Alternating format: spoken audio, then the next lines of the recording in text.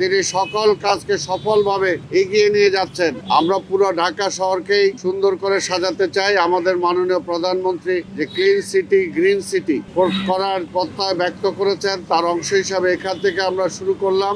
আপনারা প্রত্যেকটা মানুষ অন্তত একটি করে গাছ লাগান।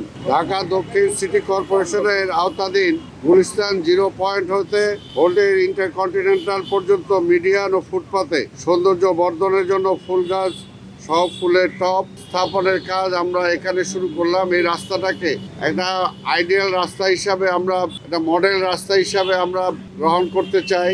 প্রত্যেকটা মানুষেরই বা প্রত্যেকটা বাড়িরই একটা আঙ্গিনা থাকে, যে সেই আঙ্গিনাটাকে সুন্দর করে সাজাতে চাই। আমরা পুরো ঢাকা শহরকেই সুন্দর করে সাজাতে চাই। আমাদের মাননীয় প্রধানমন্ত্রী যে ক্লিন সিটি গ্রিন সিটি করার প্রত্যয় ব্যক্ত করেছেন, তার অংশ হিসাবে এখান থেকে আমরা শুরু করলাম। এটা পুরো ঢাকা শহরে আমরা করব ইনশাল্লাহ।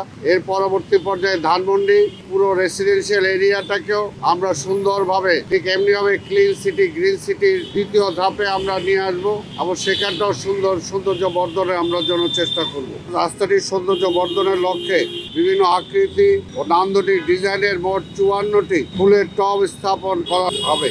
বাগান বিলাস, রঙ্গন, অলকানন্দা, পর্তুলিকা, কামিনী সহ বিভিন্ন ধরনের রঙিন ফুল গাছ দিয়ে ফুলের টবগুলো সাজানো হবে। যা মানুষ যত গরিবই হোক না কেন, তারপরও সে একটু সুন্দর থাকতে চায়। বাংলাদেশের অর্থনীতি আপনারা দেখেছেন যে আজকে বিশ্ব অর্থনীতি আজকে মধ্যপ্রাচ্যের যুদ্ধের কারণে ক্ষতিগ্রস্ত, কিন্তু তারপরে আমাদের নেতা তারেক রহমানের মুখে বা কার্যে কিন্তু কোনো হতাশা নাই। তিনি সকল কাজকে সফলভাবে এগিয়ে নিয়ে যাচ্ছেন।